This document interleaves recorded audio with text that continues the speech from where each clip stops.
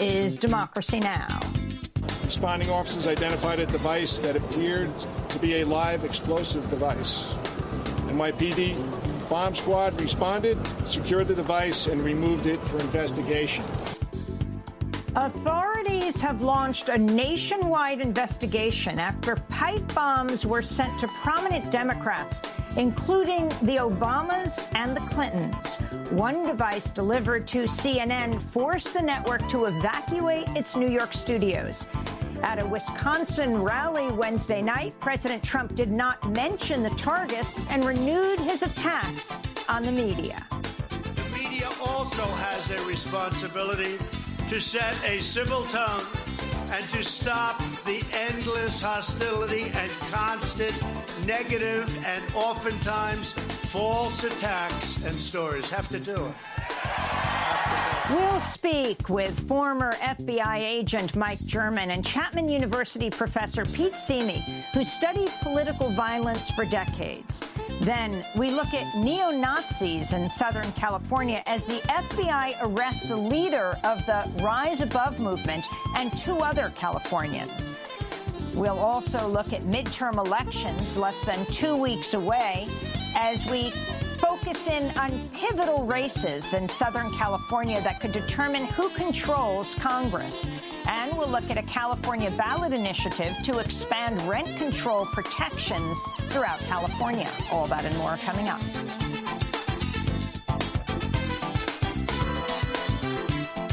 Welcome to Democracy Now!, democracynow.org, The War and Peace Report. I'm Amy Goodman. We're broadcasting from California. Federal authorities have launched an investigation after packages containing pipe bombs were sent to prominent Democrats, all critics of President Trump. The bombs were sent to President Barack Obama and Michelle Obama, President Bill and Secretary of State Hillary Clinton, George Soros, former Attorney General Eric Holder, Congresswoman Maxine Waters, and former CAA Director John Brennan. Several of the bombs had listed Democratic Congresswoman Debbie Wasserman Schultz as the return address. CNN was forced to evacuate its New York studios in Manhattan Wednesday morning after it received what police described as a live explosive device. It came in a package addressed to Brennan that also held an envelope containing white powder.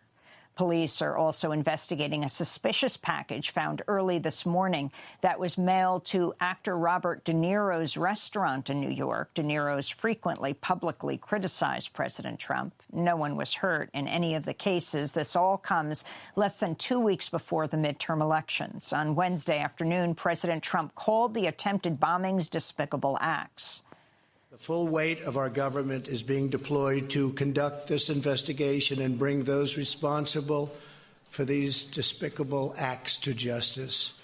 We will spare no resources or expense in this effort. And I just want to tell you that in these times, we have to unify. We have to come together and send one very clear, strong, unmistakable message that acts or threats of political violence of any kind have no place in the United States of America. At a campaign rally in Wisconsin last night, Trump did not name any of the Democrats targeted. Trump did call on the media to stop what he called its endless hostility and constant negative and oftentimes false attacks. He didn't say a bomb was sent to CNN. Just last week, Trump praised Montana Congressmember Greg Gianforte for body slamming a reporter, for which Gianforte pleaded guilty to criminal assault.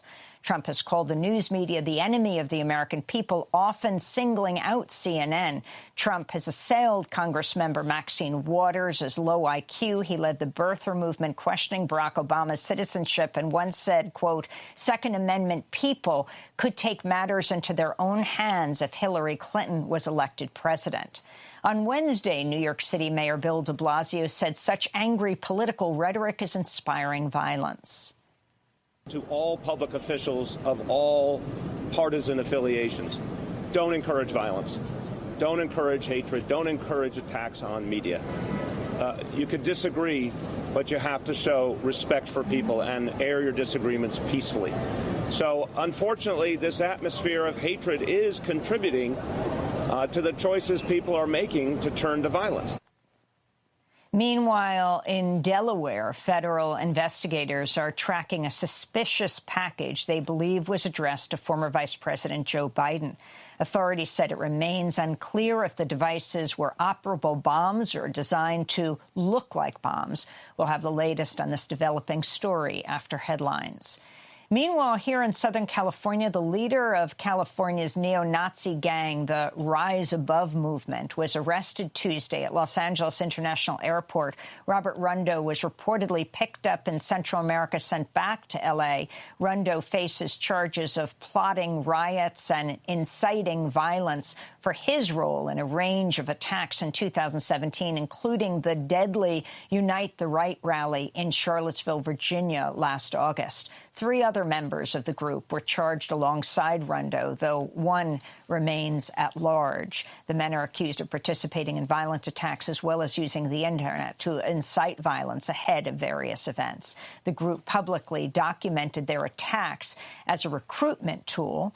Earlier this month, 4 other members of the Rise Above movement were indicted on riot charges. Rundo reportedly left the United States for Mexico, then Central America, following the 4 indictments. In Saudi Arabia, Crown Prince Mohammed bin Salman spoke publicly for the first time Wednesday about the murder of Saudi journalist Jamal Khashoggi, the Washington Post columnist. He was speaking at the Saudi investment conference in Riyadh, dubbed Davos in the desert. First of all, the crime was really painful to all Saudis, and I believe it is painful to every human in the world. It is a heinous crime that cannot be justified. Today, Saudi Arabia is carrying out all legal things to finalize the investigation, to cooperate with the Turkish government, and to present the perpetrators to the court and take their judgment. Saudi Arabia's top prosecutor said Thursday Jamal Khashoggi was killed in a premeditated act. It's the latest change in the Saudi narrative over Khashoggi's death, reversing an early Saudi statement that Khashoggi died in a fistfight when he went inside the consulate. The Saudi royal family has denied involvement, instead scapegoating a number of Saudi agents who they say are responsible for the murder. Turkish authorities maintain Khashoggi was tortured, killed, and dismembered in a premeditated operation organized by Saudi government officials. Meanwhile, the Washington Post reports CIA Director Gina Haspel has listened to the audio tapes of Khashoggi's murder during her trip to Istanbul this week. During Senate confirmation hearings this year, the main controversy over Haspel was her decision in 2005 to order the destruction of videotapes showing CIA torture at a black site in Thailand, which she oversaw.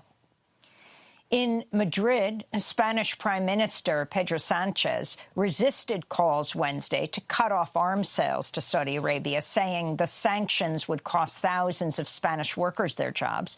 Last month, the Sanchez government reversed course after initially promising to cut off weapons sales over Saudi-led attacks on Yemen that have killed thousands of civilians. As Sanchez spoke to lawmakers, protesters gathered outside the Spanish parliament. This is Amnesty International's Isabel Mendoza.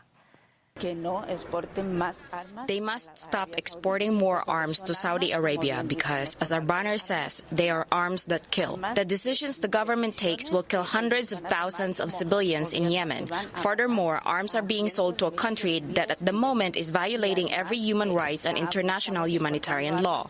In Paris, French President Emmanuel Macron vowed that as long as he's in office, France will continue to sell weapons to the Saudi kingdom. Macron made the comment as he toured a naval weapons expo in Paris Tuesday, refusing to answer reporters' questions about German Chancellor Angela Merkel's promise to cut off weapons sales to Saudi Arabia.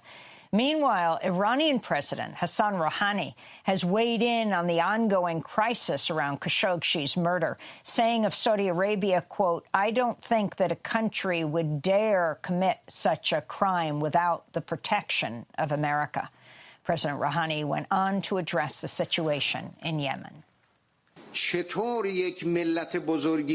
How could it be possible that a nation the size of Yemen can be under bombardment for many years and now facing collapse without the backing of America? If there is no American backing, would the people of Yemen still have faced the same brutal bombing?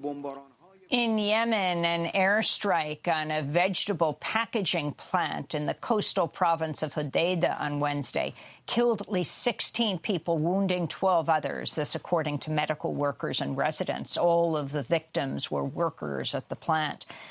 The killing was the latest in a string of civilian deaths amidst the ongoing U.S.-backed Saudi-led bombing of Yemen. The assault and a Saudi blockade have exacerbated a cholera epidemic that's led to 1.2 million suspected cases, while fueling a food crisis that has pushed 14 million people to the brink of famine. The United Nations calls Yemen the greatest humanitarian crisis in the world. In the Western Pacific, Super Typhoon Yuta slammed into the U.S. territories of Guam and the Northern Mariana Islands on Wednesday as a dangerous Category 5 storm with sustained winds of 180 miles per hour. Yuta is the strongest storm on record this year and one of the most powerful ever to hit U.S. territory. This is Joey San Nicolas, the mayor of Tinian and Aguigan in the Northern Mariana Islands.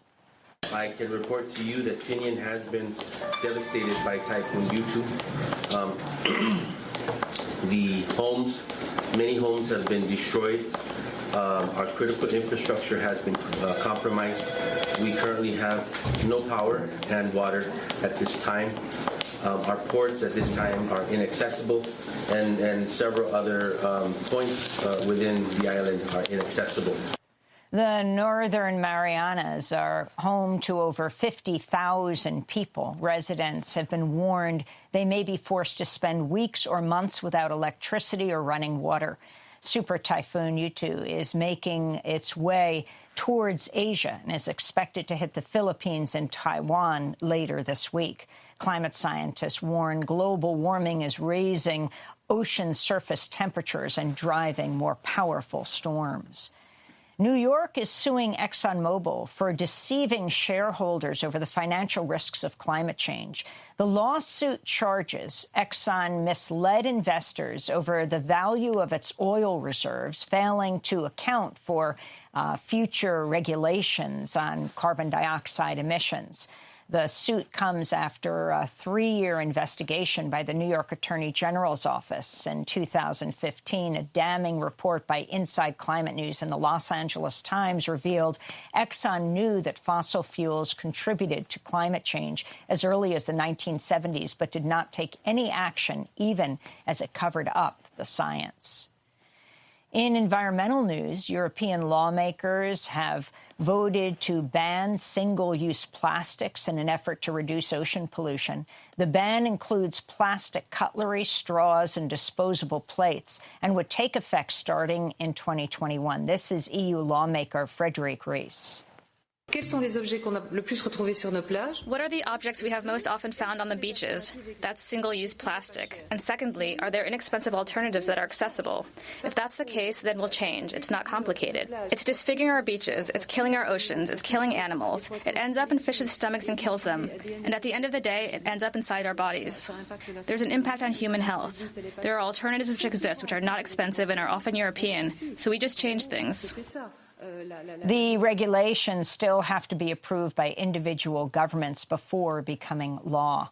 The New York Times is reporting President Trump routinely uses the unsecured iPhone to talk to friends and business partners, despite warnings from intelligence officials that Chinese and Russian spies are listening.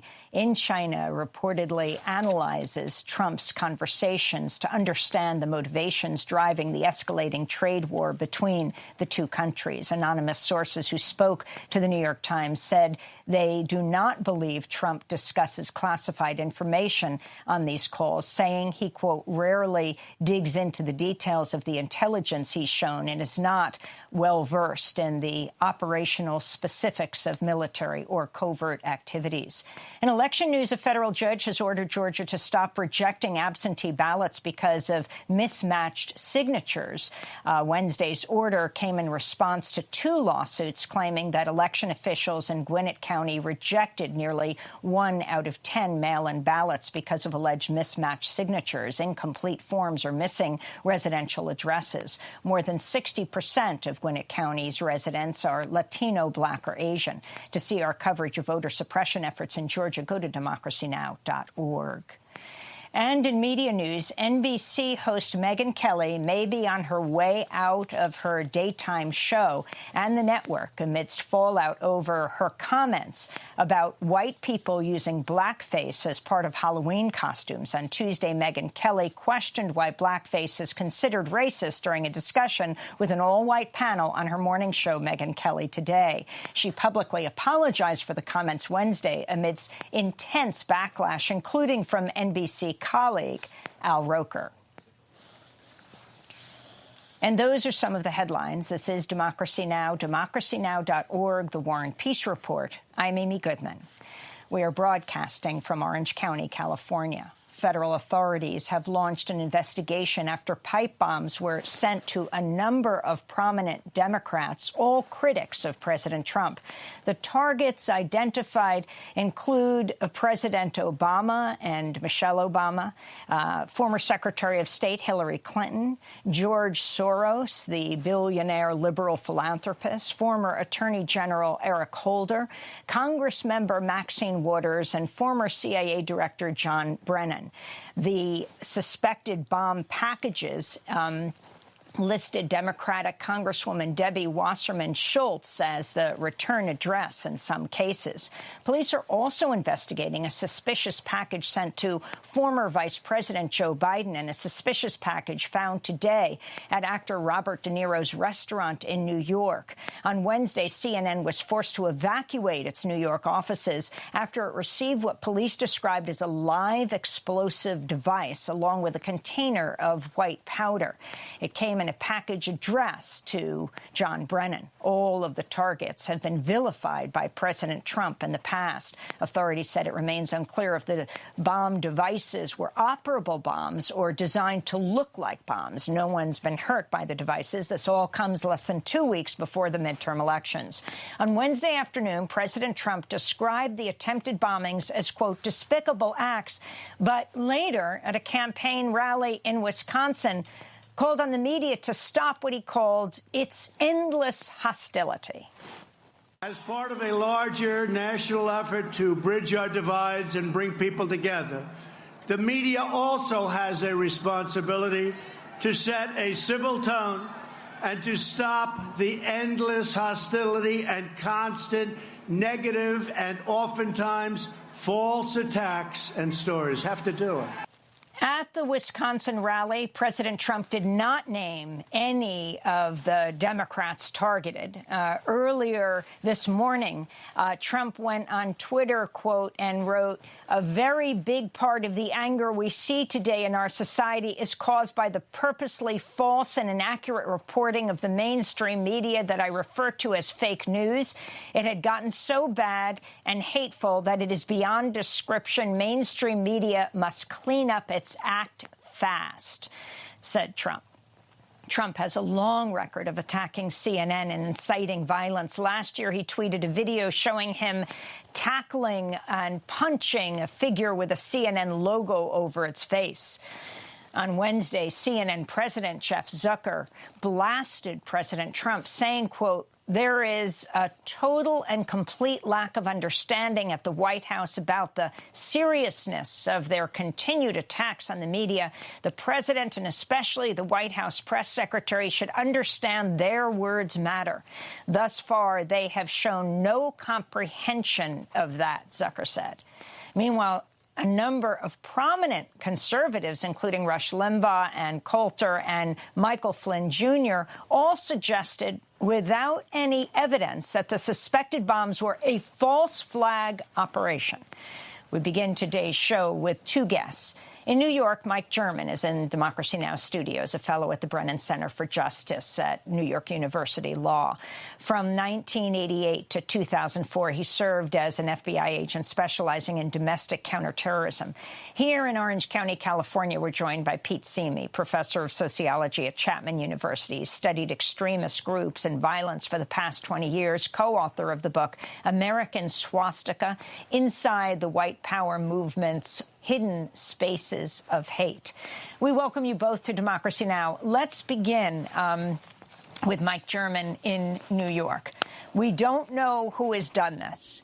The list of people, and we hear added to the list of the Obamas, the Clintons, Waters, former Attorney General Eric Holder, George Soros, Maxine Waters, maybe today Joe Biden, the former vice president. While we don't know who has done this, Mike German, it looks like a Trump hit list. He did not mention the names last night and did attack the media, despite the fact that CNN got one of these packages. Your thoughts today? Well, I do appreciate the caution in attributing any blame at this point. There's a lot of work for the FBI and other law enforcement partners to do before we can do that. But obviously, just looking at the target list, this is sort of the prominent people in the recent culture war.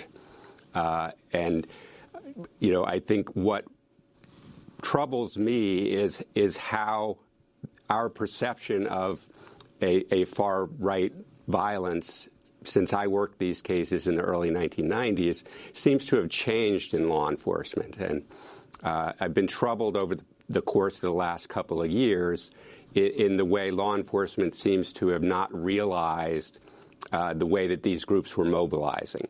And we saw that through a number of violent protests from Anaheim to Sacramento to Portland to, of course, Charlottesville and continuing right here in New York City. And it just is troubling that law enforcement is just seeming now to understand that this is organized criminal violence.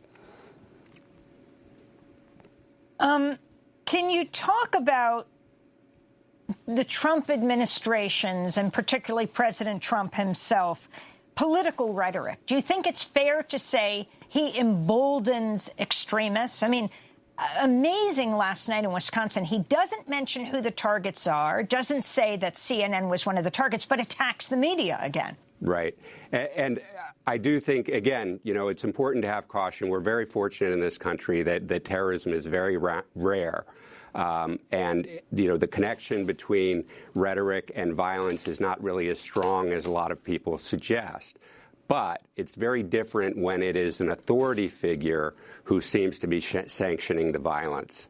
And whether that is a matter of the police not responding to this kind of violence as aggressively as they do other kinds of political violence, or certainly when a position in authority like President Trump is saying things that seem to suggest to people that this is okay, that the government supports your violent activities, when political parties are inviting far-right fight clubs to speak at events and to appear at events. This is the kind of sanctioning that makes these groups much, much more dangerous.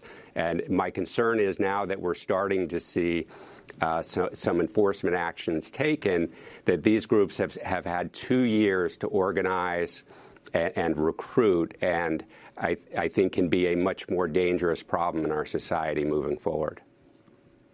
Mike German, what about these allegations of some of the far-right conservatives talking about this being a false flag operation? And if you could explain even what that means. Sure. A false flag operation is when somebody targets a specific entity that will automatically cause people to think it's their opponents that have engaged in the violence. I think it's entirely irresponsible to be suggesting that, and again, only ramps up these culture wars and would only encourage more violence and retaliation. I mean, one of the big problems you have after an event like this is not just all the false alarms and how easy it is to trigger a false alarm if somebody wants to cause trouble, but copycats.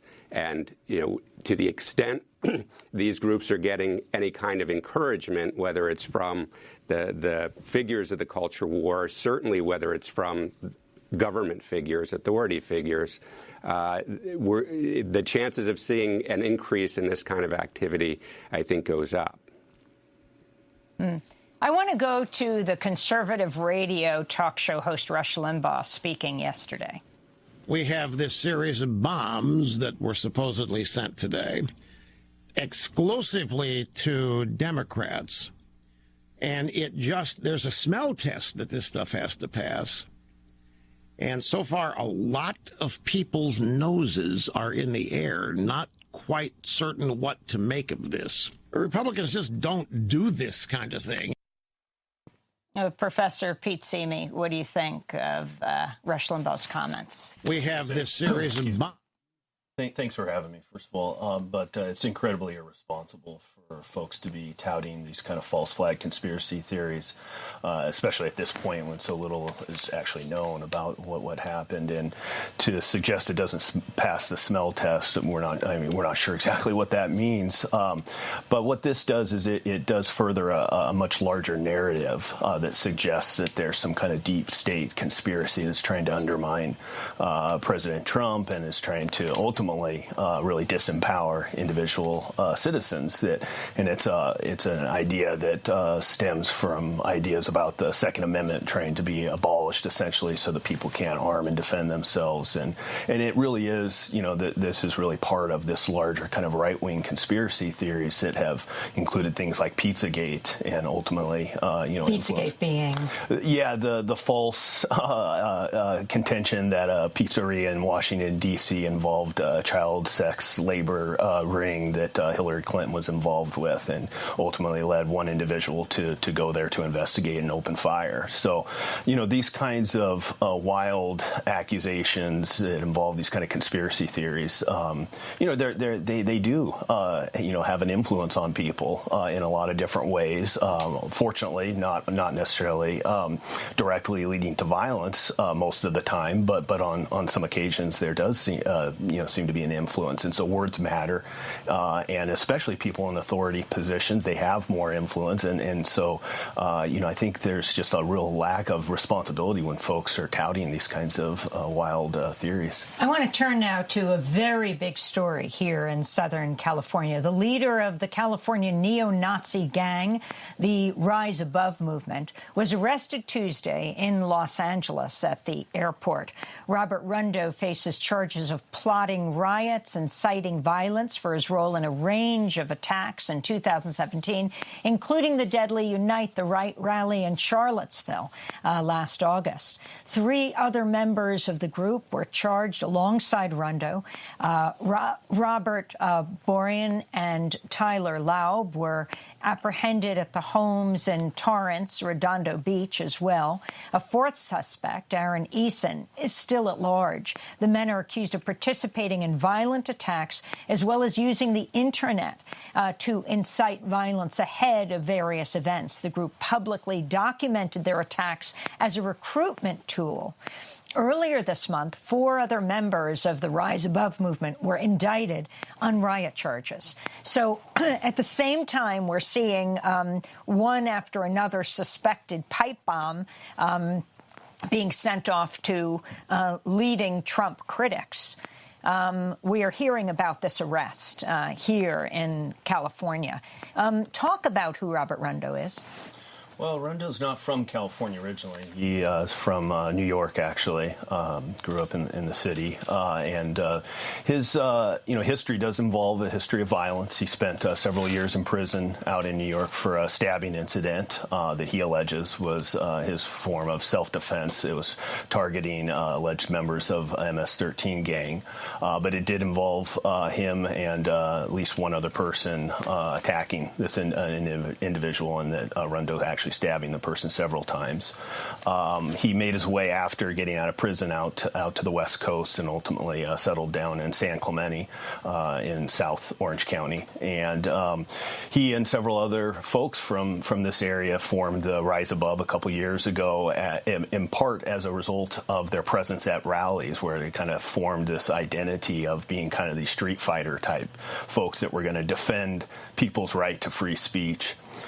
They're a group that really has focused on the idea of training, physical training. They do a lot of MMA training. They were actually just completed a European tour where they met with far-right extremists across Europe, including in Russia, with a leading MMA neo-Nazi group called White Rex. They do a lot of CrossFit training. So they really promote this idea of healthy lifestyle, and that they're kind of opposed to this kind of contemporary decadent culture and lifestyle that's being promoted by kind of multiculturalism. So they're very xenophobic and anti-immigration. They have links to much older white supremacist groups like the Hammer Skin Nation, which has been one of the largest neo-Nazi skinhead groups across the globe since the late 80s. So they're definitely part of this, longer tradition of white supremacist groups that has a long history here in Orange County. Speaking at the White House on Wednesday, President Trump I wanted to turn to a video that comes from Frontline, a video that describes what we're talking about. The new generation of white supremacists are pushing their politics into the mainstream. Rob Rundo seems to be part of that trend. His group's first public appearance wasn't at a torch march. It was in Huntington Beach, at a pro-Trump rally behind a banner that read, "Defend America." When anti-fascists showed up, Rundo and his crew attacked them. He pinned one of them on the ground and pummeled him. One member of his crew also attacked Frank Tristan, a journalist with Orange County's alternative weekly paper. At the time, did you know that this was a group, or who did this, or what was going on? No. I definitely saw they were organized. They stuck as a group. They also, the banner. When we got back to the office and I started talking to Gustavo about everything, he started having me go out and look for everybody there who was attacking people. I started going through hashtags, so like hashtag MAGA March. That's you. Yeah, right there. So start finding pictures like this. So is this him hitting you? Is that later? So this is right after he had just hit me. When I clicked on his name, it took me to his profile. And you look at, and his picture is there, and you say, "Oh, that's the dude who attacked me." There you go. That's an excerpt of the recent PBS Frontline documentary titled Documenting Hate Charlottesville. The clip began with A.C. Thompson of ProPublica, who helped expose the Rise Above movement. And we were just listening to Frank Tristan, a reporter with the Orange County Alternative Weekly paper. Talk more about this. Yeah. This is, the investigative work that ProPublica has done exposing Rise Above and others as well has been extremely important in terms of trying to shed a light that otherwise seems to have been kind of ignored to a large extent, which is, a big part of the problem that Mike German was discussing earlier just a few moments ago.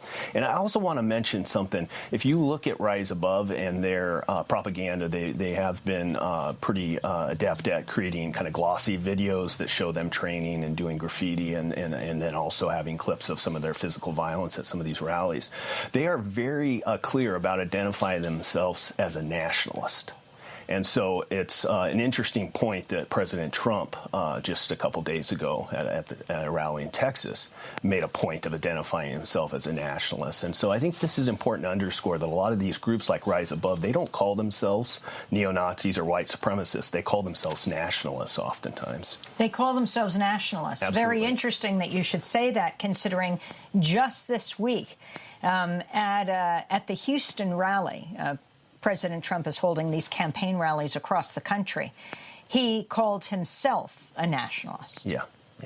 I mean, it's for folks like Rise Above, that's music to their ears because that word means a lot to them. and they really see that as an important way of defining themselves that can be potentially more palpable to a larger percentage of the population, especially white Americans, who won't be as likely to be turned off by, for instance, a term like neo-Nazi, where you have folks that might be a little bit kind of intimidated by that term. So groups like Rise Above are very, very adept at using a term like nationalist because it is very meaningful within their culture.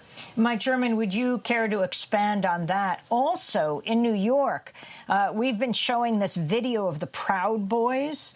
The Proud Boys, a number of them were arrested by New York police after they basically rioted and assaulted people outside the Metropolitan Republican Club, where their leader was inside speaking. 5 of the 9 members of this far-right group, Proud Boys, arrested on rioting and assault charges. The arrest followed the October 12th street attack, in which dozens of members of the group were caught on camera physically assaulting anti-fascist protesters after attending a talk by their leader, Gavin McInnes. I mean, it's quite amazing. Gavin McInnes speaking at the Metropolitan Republican Club. Can you comment on this?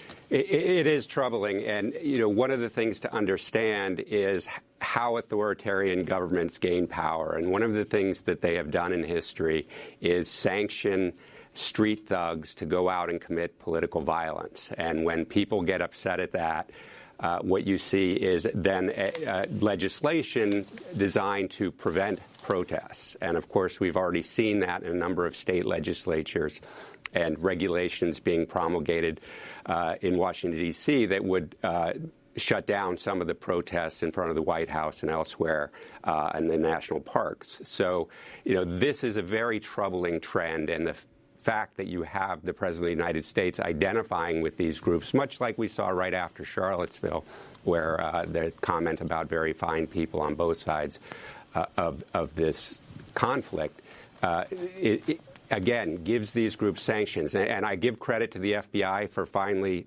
arresting these people, but it was a year after ProPublica published an article that basically laid out who these people were. And I tend to be a free speech purist, and this isn't about free speech. These are people who had long criminal records, who forecast that they were going to these protests to commit violence, committed violence, often filmed the violence, and used that to recruit people for the next protest where, they forecast they were going to go commit violence. And the fact that they were traveling interstate should have been something that it was tracked by the FBI in real time, not here a year plus later after Frontline basically put the whole thing on national television. I mean, amazing. Think Progress writes, McGinnis's lecture at the Metropolitan Republican Club was about Ataya Yamaguchi, who himself was a member of an extremist right-wing group in Japan. In 1960, Yamaguchi stabbed Japan's Socialist Party leader, Inajiro Asanuma, to death. And he's been celebrated as a hero of extreme nationalist groups. After leaving the event, McGinnis was seen waving a katana blade like the one used to kill Asanuma, Mike German. Right, exactly. And again, when you have people in authority promoting this kind of political violence, I think that is more than just a wink to these groups. That is an actual sanctioning that allows them to think, okay, the government is on my side. And when you don't see a rapid, real-time police response, that then confirms it for them. And the trouble is, this has been going on for roughly 2 years now. So these groups have spent plenty of time recruiting, and now that there are enforcement measures being taken, it's easier for them to go back underground and be very strong in their ability to organize much more serious violence. Well, I want to thank you both for being with us. Of course, we're going to continue to cover this. We're heading back to New York today. Mike German is a fellow at the Brennan Center for Justice at New York University Law, not named for John Brennan, the former CIA director who had a pipe bomb addressed to him at CNN, causing the CNN studios to be released, but named for Justice Brennan from 1988 to 2004. Mike German served as an FBI agent specializing in domestic counterterrorism. He's author of Thinking Like a Terrorist, Insights of a Former FBI Undercover Agent. And Pete Simi with us here in Orange County in Santa Ana. He's a professor of sociology at Chapman University, co-author with Robert Futrell of the book American Swastika, Inside the White Power Movement's Hidden Spaces of Hate.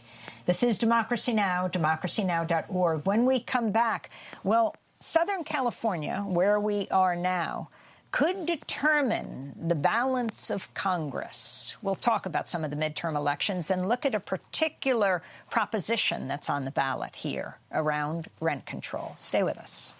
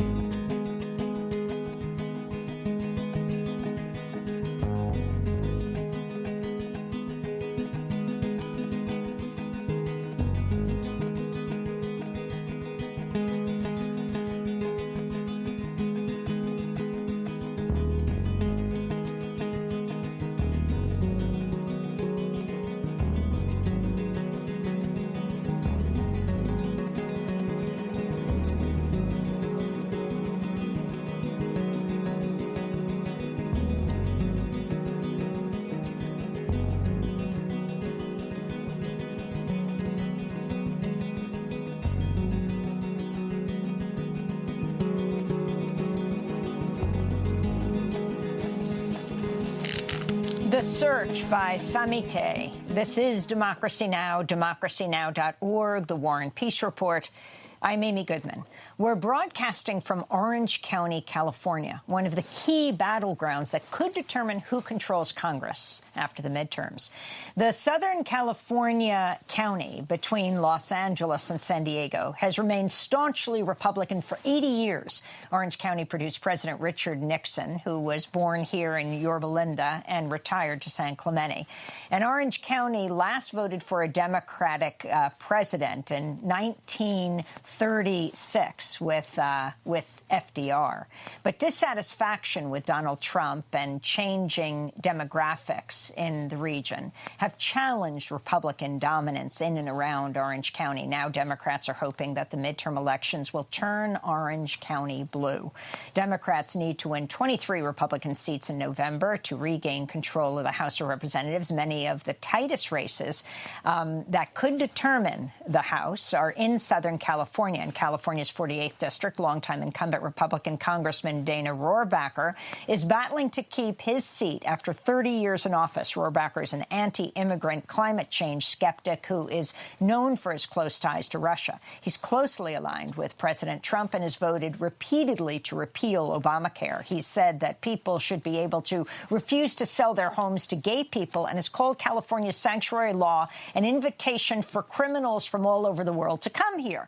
He has also said a, quote, massive flow of illegal immigrants are, quote, changing our quality of life. He's running against Democrat Harley Ruda, a former Republican in the 45th District, law professor Katie Porter, who has been described as Senator Elizabeth Warren's protege, is challenging two-time Republican incumbent Mimi Waters in another tight race. In the 39th Congressional District, Republican Young Kim, a South Korean immigrant, is running against Democrat Gil Cisneros. Well, for more, we're joined here in Santa Ana by Gustavo Arellano. He is a columnist for the LA Times, former editor of OC Weekly. Welcome to Democracy Now! It's Gracias for having me. Gustavo. So go through the list. A lot of focus, more so than ever. I mean, this was definitely red country.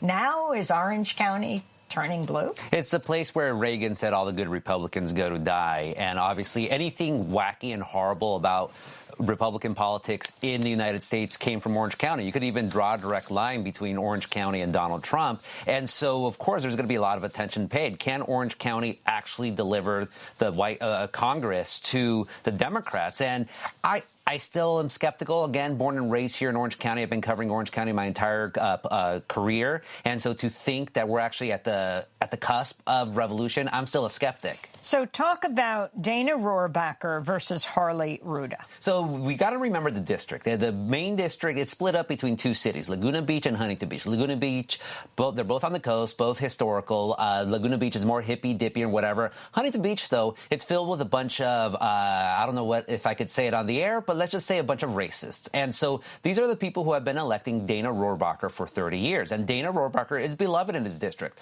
All he has to do is just go on a surfboard once a year. He calls himself the surfing congressman, and that's it. Harley Ruda, brand new, millionaire, was a Republican not too long ago. So that said, a lot of people do not like Dana Rohrabacher. So this district really depends on how many people like him versus how many people hate him. But that said, I do not discount the fact that the people who like Dana Rohrabacher are going to go out in droves just because they despise anything that even reeks of liberalism. Can you talk about the political culture in Orange County, why it's a Republican stronghold? It used to be all agriculture. So it used to be orange groves. There's an orange to orange county. So then that's before the 1950s. After the 1950s, it becomes suburbia. So you have two places where farming and development played a key role in the economy. Also, you had the defense industry. So, of course, you were going to have a lot of suburbanite racists coming in, and they're the people who had the power structure forever and ever.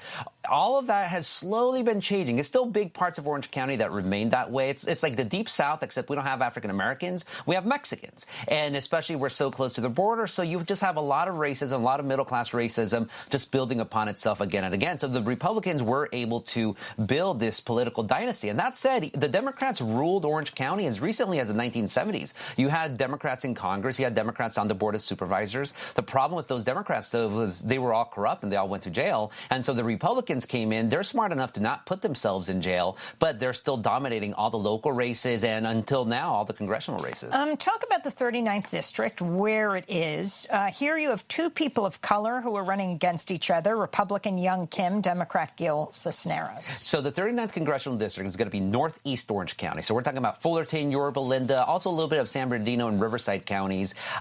Some parts working class, a lot of parts wealthy. More importantly, it's about a third Latino, a third white, and a third Asian. So very much, you want to talk about the future of Orange County. Everyone pays attention to the Dana Rohrabacher race, but that's the one that really shows how Orange County is nowadays. Young Kim, she was a longtime staffer for longtime Congressman Ed Royce, who's retiring because he knew he wasn't going to win. Former state assemblywoman, then lost, then became a state assemblywoman again, and now she's running for Congress. Gil Cisneros, another one of these. First-time candidate, once Republican, now a Democrat, became a multimillionaire because he actually won a Powerball a couple years ago. So Young Kim, she's the one with the name recognition, but the same thing. How many people hate Young or hate Trump versus how many people actually like Gil? I can't really tell you many people who really, truly like Gil because no one knows who exactly he is. But this promises to be close. Oh, yeah, it's close all around. But and Gil Cisneros is a well-known political activist and figure. Man, I've been here my entire life. I didn't hear about Gil Cisneros until he announced. Yeah, people are desperately hoping, praying that this can come to Orange County, that the Democratic blue wave can come to Orange County. Again, do not underestimate the wackiness and the horribleness of Orange County voters. Until Election Day, I'm not trusting anything. And I tell this to the Democrats all the time, and frankly, the Democrats, they never expected to be here. If that even, for the past 25 years, they had even expected, hey, maybe one day we could actually challenge the Republicans, they'd be at a much better position than they are right now. Talk about the growing Vietnamese American community. I mean, it's the largest Vietnamese community outside of Vietnam. Is that right? Yeah, Little Saigon around Westminster, Garden Grove, Santana. And it's interesting how these politics, these demographic politics play out in Orange County because the Vietnamese community is still resolutely Republican. There are a couple of Democrats, and when we talk about Republican, we're talking about Donald Trump supporting flaming, right-wing, whack-job Republicans. And so they're running for city council. There's a lot of of attention being put that, 28 of them are running this year, and 13 of them have the same last name, Nguyen. Hee, hee, hee, ha, ha, ha. Come on. Like, most of these Vietnamese are running, they're worthless politicians. So let's turn to San Diego. Can you talk about Republican Duncan Hunter running against Amar Campa-Najjar, the Mexican-Palestinian American? A very significant race. Duncan Hunter is the person who, I think he was the second Congress member to endorse President Trump. He and his wife were indicted in August, misusing $250,000 in campaign funds on trips to Hawaii, Italy, and Lake Tahoe. Other extravagant personal expenses, including spending $600 to fly his family's pet rabbit across the country. Hunter's responded by blaming his wife. Duncan Hunter was the second Congress member to endorse Trump. The first, New York Congressmember Chris Collins, has also been indicted. I want to go to a campaign ad produced by Duncan Hunter attacking his Democratic opponent, Amar Campa-Najjar. Amar Campa-Najjar is working to infiltrate Congress. He's used 3 different names to hide his family's ties to terrorism. His grandfather masterminded the Munich Olympic massacre. His father said they deserved to die. A Palestinian-Mexican millennial Democrat named Amar Campa-Najjar doesn't get his support from the people of San Diego. He is being supported by CARE and the Muslim Brotherhood. This is a well-orchestrated plan. Amar Campa-Najjar, a risk we can't ignore. I'm Duncan Hunter, and I approve this message. And this is Amar Campa-Najjar responding to this ad on MSNBC. Honestly, what are we doing as a nation? We have policies. We have things we could talk about. This is a deeply un-American ad, and I feel like John McCain, if he were with us today, would be so appalled. You'll remember he stood up against a woman who tried to disparage President Obama on the same line of argument. And I think the party of McCain, the party of Reagan even, is long gone. And it's heartbreaking because I have friends who are Republican. It's deeply un-American. It's not true. I'm not a security threat. I was given a clearance by the FBI. The security threat is Duncan Hunter, who was criminally indicted for spending $250,000. And the corruption smoking gun that you talked about was when he paid back $60,000. He is guilty. And it's only a matter of time until people hold him accountable. That's Amar Campa-Najjar.